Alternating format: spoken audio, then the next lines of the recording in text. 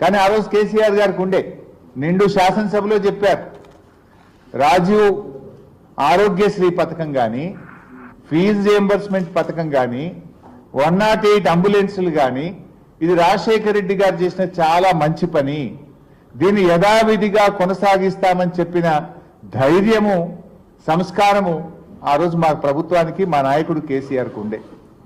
కానీ మీదేంది మీ సంస్కారం? టెక్స్ట్ బుక్కుల్లో అప్పటికే ప్రింట్ అయినటువంటి పిల్లల పాఠ్య పుస్తకాల్లో కేసీఆర్ గారి పేరున్నదనో, కేసీఆర్ గారి ఫోటో ఉన్నదనో పేపర్లు చింపి తమ పేర్లు అతుకు పెట్టుకున్నటువంటి వికారం ఈ ముఖ్యమంత్రి గారిది, రేవంత్ రెడ్డి గారిది. మేము నిర్మించిన ఫ్లైఓవర్లకు ఓపెనింగులు చేస్తూ, మేము కట్టిన ప్రాజెక్టులకు ప్రారంభోత్సవం చేస్తూ, మా హయాంలో ఆర్డర్ ఇచ్చినటువంటి బస్సులకు జెండాలూపుతూ, మా హయాంలో మంజూరైన కళ్యాణ లక్ష్మి చెక్కులు పంచుతూ కాలం గడుపుతున్నారు తప్ప ఒక్కటైనా నిర్మాణాత్మకమైన అడుగు ఈ 9 నెలల కాలంలో పడ్డదాన్ని నేను అడుగుతా ఉన్నా. అంతకన్నా మీరు ఏం చేసిండ్రు అని నేను అడుగుతా ఉన్నా. ఇదంతా మీ మజ్బూరి, ఇంతకుమించి మీరు చేసేది కూడా ఏం కనబడతలేదు మాకు. కేసీఆర్ గారి ఆనవాళ్లు చెరిపేస్తాం అని చెప్పి బీరాలు పలికినటువంటి ఈ నాయకులు ఇలా కేసీఆర్ గారు, బీఆర్ఎస్ ప్రభుత్వం సాధించినటువంటి విజయాలను మీవిగా చెప్పుకోవడానికి మీరు పడుతున్నటువంటి తాపత్రయమే మీ మీద మా నైతిక విజయానికి ఒక సూచిక. మీ తన్లాట చూస్తుంటే మేము ఆల్రెడీ నైతికంగా మేము గెలిచినట్టే. మేము ఇచ్చిన ఉద్యోగాలు మీ ఉద్యోగాలు చెప్పుకుంటారు. మా హయాంలో 90% పూర్తయిన సీతారామ కట్కొత్తి మేమే చేసినామని చెప్పుకునే ప్రయత్నం చేస్తారు. మా ప్రభుత్వంలో నిర్మించిన ఫ్లైఓవర్లకు రిబ్బన్లు కత్తిరించి మేమే కట్టినట్టు ఫోజులు ఇచ్చే ప్రయత్నం చేస్తున్నారు.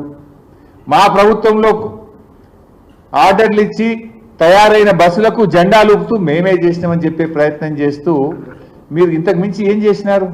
ఒక్క మంచి అడుగు పడ్డదా? సీతారామ నిర్మాణం కోసం మేము కృషి చేస్తుంటే ఆ రోజు ఇదే కాంగ్రెస్ పార్టీ నాయకులు కోర్టుల్లో కేసులు వేసిండ్రు. ఇవాళ సీతారామ అనేటువంటిది కేసీఆర్ గారి కళ, ఇవాళ ఆయన కృషి ఫలితం. ఎందుకంటే వారు చాలా దూరదృష్టితో ఆలోచించారు. ఖమ్మం జిల్లాలో అప్పుడు వాళ్ళు ఆలోచించిన రాజీవ్ సాగర్, ఇందిరా సాగర్లో కూడా కొన్ని మండలాలు వదిలిపెట్టినారు, కొన్ని నియోజకవర్గాలు వదిలిపెట్టినారు. ప్రతి సంవత్సరం కూడా కృష్ణానదిలో ఆలస్యంగా నీళ్లు రావడం వల్ల ఒక పంటనే సాగు జరుగుతూ ఉంది, వానాకాలం జరిగేటువంటి పరిస్థితి లేకుండా పోయింది.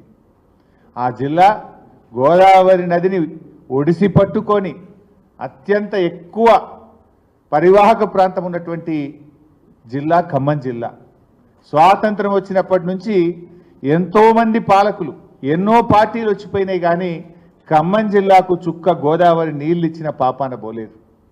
అందుకే కేసీఆర్ గారు ఖమ్మం జిల్లా 2 పంటలు పండాలి, 2 పంటలు పండేటువంటి జిల్లాగా ఖమ్మం జిల్లాను మార్చాలని చెప్పి వారు సీతారామ ఎత్తిపోతల పథకానికి రూపకల్పన చేశారు.